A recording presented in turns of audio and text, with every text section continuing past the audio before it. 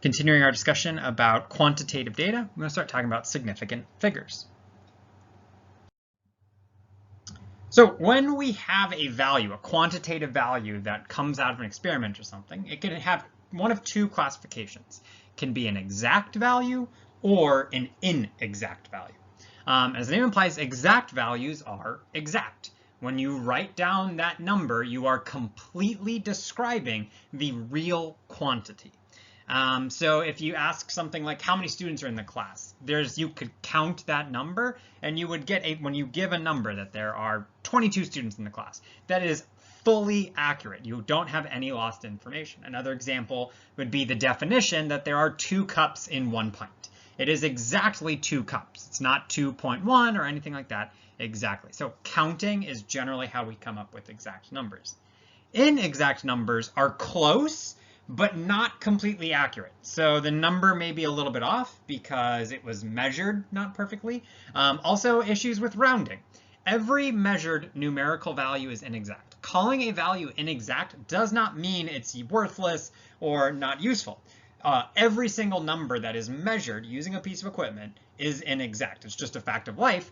And what we're going to talk about is how we deal with this. It's not a problem. We just need to be aware of it and think about what our inexact numbers look like and how that affects the values we think we have.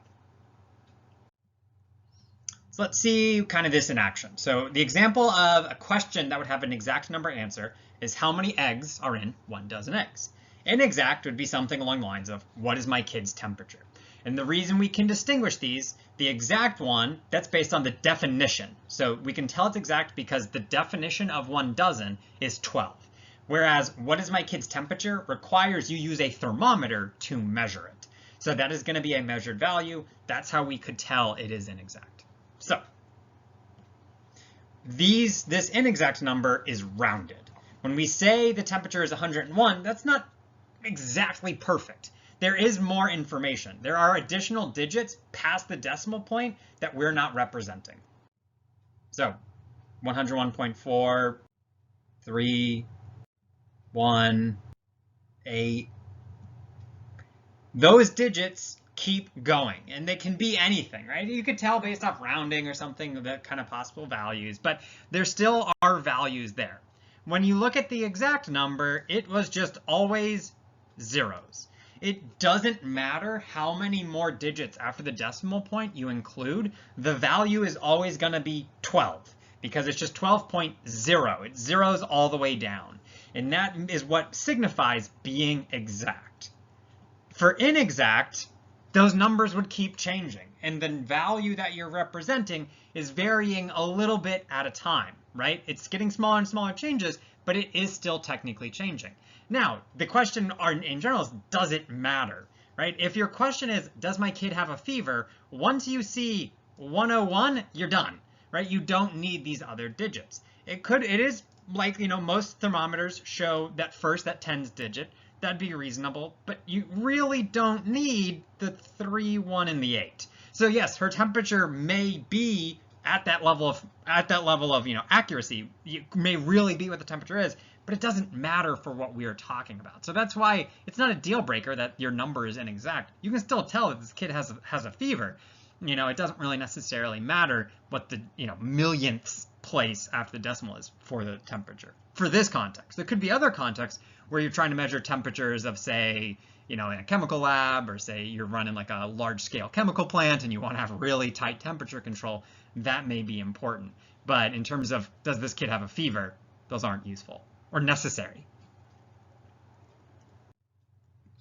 So the idea of inexactness and how good your value is when you're measuring it depends on the equipment that you use to measure that value.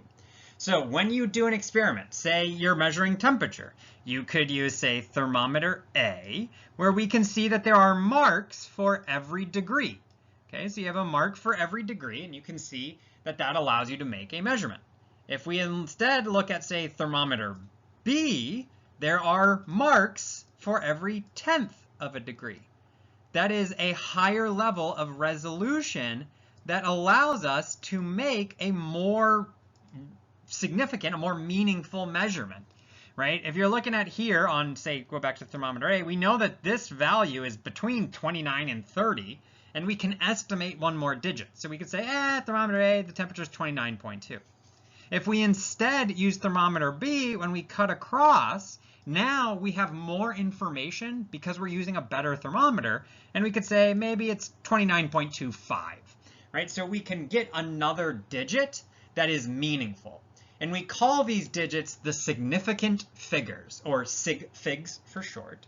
And what they correspond to, what they describe, are the actual values of the digit that are meaningful. These numbers are both inexact, so there are more values after these digits that we've written. But you don't have a piece, you haven't used a piece of equipment good enough to give a significant value for that.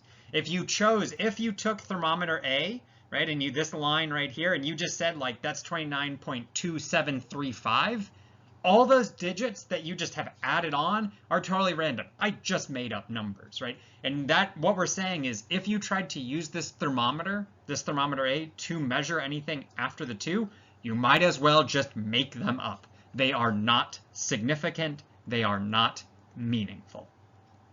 So when you're using a piece of equipment, you want to be mindful of what is the potential error, what is the potential rounding that I can do with this piece of equipment to measure a value.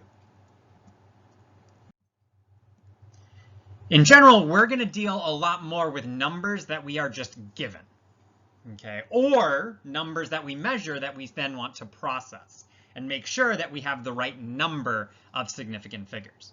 So when we're given a value or when we see information, we want to be able to take this quantitative value and figure out how many of those digits are significant.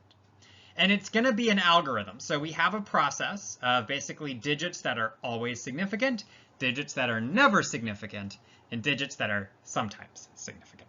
So we'll look at this example. Our first number is 0.003100500. Okay. So always significant are the non-zero digits. So 3, 1, and 5 are not zeros, so they are definitely significant. So we can see that all of the other rules are all about determining whether or not in the zeros are significant. So that is where all of the complication comes from.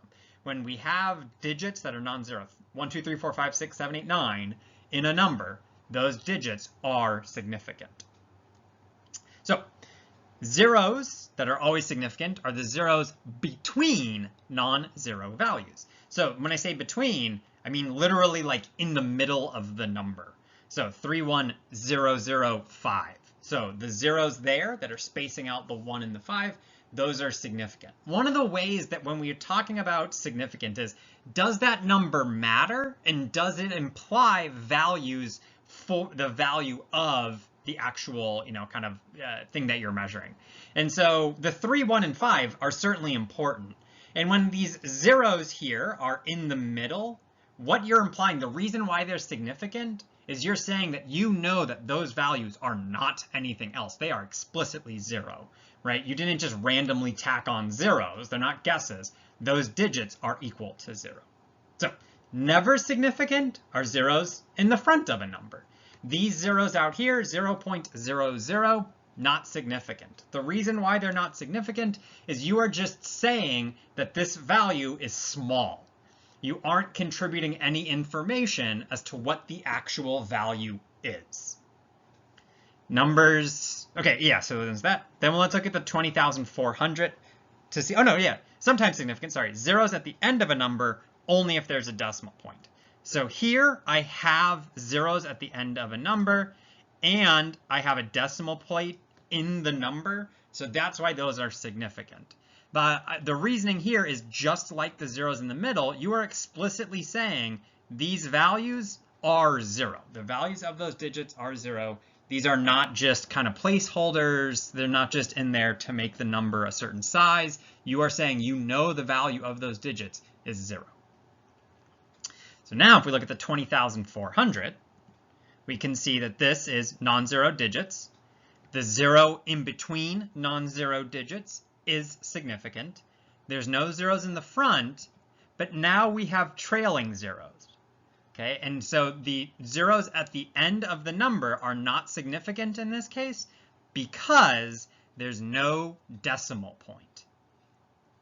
If you wanted to make them significant, you would need to put in a decimal. You can just write a decimal point right there afterwards. So how we would interpret this number as written is you're saying that this number is about 20,400, right? But it's not exactly 20,400. It could be 20,417 or 20,440 or 20,390. You are saying you don't know what these values are. The reason why they have to be zeros is to make the number big, but they are not necessary to convey the actual value. You need to get the right magnitude, but you don't know what it is. So there's about 20,400 of something, but it's not a count, it's not exact. You don't know what those digits, the value of those digits are that are zero, because you've just approximately counted something. You know, is it like the population of a town where, you know, it's going to fluctuate. You're not exactly sure what it is or something like that. So I want to look at some examples determining the number of significant figures in a number. 7.020. We can always start with our digits that are non-zero.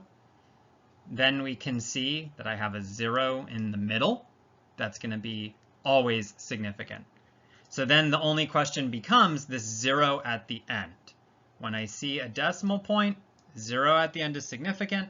There are 4 sig figs in this value. 0.0086. 8 is significant. 6 is significant. So then I have the zeros in the front. Because they're in the front, those are never significant, I have 2 sig figs. 0405. 4 and 5 are significant. 0 in the middle is significant. 0 in the front is not. There are 3 sig figs. So this we can see, this makes sense why we wouldn't count that. This number is 405. It is not significant to say that there is just, all you're saying is this number is less than 1,000 by putting a 0 there, which is good information, but by calling it 405, you've already conveyed that information. So that's why we certainly don't count that as significant. And it's the same reason why we don't count those as significant. Those leading zeros aren't necessary for conveying the actual value. They just tell you it's not big, which is good, but it's not significant. 1.033, those are definitely significant. The 1 and the 3, the zeros in the middle, doesn't matter how many zeros in the middle, they're going to be significant. I got 4. 0.395, all significant. 0 in the front is not.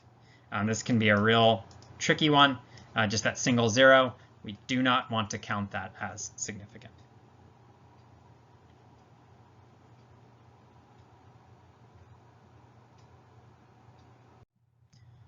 One thing to note, when you are representing a value in scientific notation, you maintain all of the sig figs.